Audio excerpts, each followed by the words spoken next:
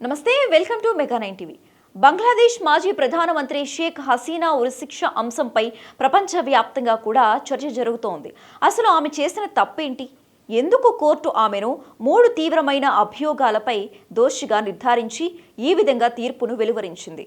మానవత్వానికి వ్యతిరేకంగా చేసిన నేరాలకు ఆమె దోషిగా నిర్ధారించినట్లు ఎందుకు కోర్టు పేర్కొంది?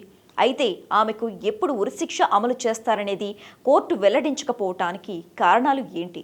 ఇంతకీ షేక్ హసీనా ఈ శిక్ష నుంచి తప్పించుకోవటానికి చట్టపరమైన మార్గాలు ఉన్నాయా? ఈ శిక్షకు వ్యతిరేకంగా ఆమె అప్పీల్ చేయగలరా? ఈ స్టోరీలో తెలుసుకుందాం.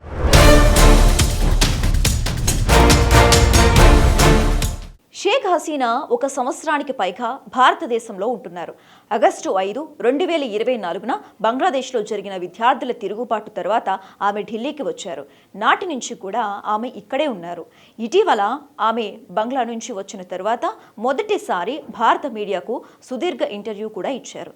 ఆమె పాలనలో నిరసనలను ప్రేరేపించి ఫలితంగా మరణాలు సంభవించాయనే ఆరోపణలపై ఆమెపై బంగ్లాదేశ్లో కేసు నమోదైంది. 2024లో బంగ్లాదేశ్లో జరిగిన దేశవ్యాప్త నిరసనలు, ఆందోళనలో సుమారుగా 1400 మంది మరణించారని బంగ్లాదేశ్ ప్రభుత్వం చెబుతుంది.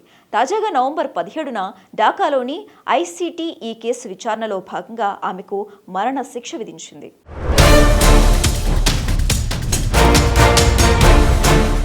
ఈ శిక్షపై అప్పీల్ చేసుకోవటానికి షేక్ హసీనాకు అవకాశం ఉంది. 1973 ఐసీటీ చట్టంలోని సెక్షన్ 21 ప్రకారం ఆమె 60 రోజుల్లోపు బంగ్లాదేశ్లో ఈ తీర్పుపై అప్పీల్ దాఖలు చేయాలి. ఈ తీర్పు వెలువడిన 60 రోజుల్లోపు హసీనా బంగ్లాదేశ్ సుప్రీంకోర్టు అప్పీలేట్ డివిజన్లో అప్పీల్ దాఖలు చేయాల్సి ఉంటుంది. ప్రస్తుతం హసీనా భారతదేశంలో ప్రవాసంలో ఉన్నారు కాబట్టి ఆమె తన న్యాయవాదుల ద్వారా ఈ అప్పీల్ దాఖలు చేయవచ్చు. అయితే సుప్రీంకోర్టు ఆమెను కోర్టుకు హాజరు కావాలని కోరవచ్చని విశ్లేషకులు అభిప్రాయపడుతున్నారు. అయితే షేక్ హసీనా 60 రోజుల పాటు బంగ్లాదేశ్ సుప్రీంకోర్టులో మరణ శిక్షపై అప్పీల్ చేయకపోతే శిక్ష తుది అవుతుంది. అంటే ఈ శిక్షను అమలు చేయాలని పరిగణిస్తారు. ఒకవేళ ఆమె అప్పీల్ విజయవంతమైతే గనక కొత్త విచారణ లేదా శిక్ష తగ్గింపు చేయవచ్చని చెబుతున్నారు.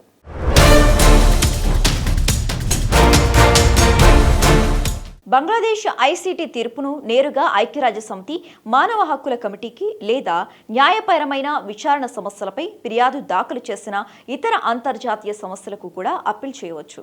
కానీ ఇది చట్టపరమైన అప్పీలుగా పరిగణించబడదు. మానవ హక్కుల ఉల్లంఘన ఫిర్యాదు అవుతుంది. ఇది శిక్షను నిలిపివేయటం లేదా రద్దు చేయలేదు. ఐసీటీ అంటే బంగ్లాదేశ్ దేశీయ ట్రిబ్యునల్ అని అర్థం. మానవత్వానికి వ్యతిరేకంగా నేరాలు, యుద్ధ నేరాలను విచారించడానికి దీనిని స్థాపించారు.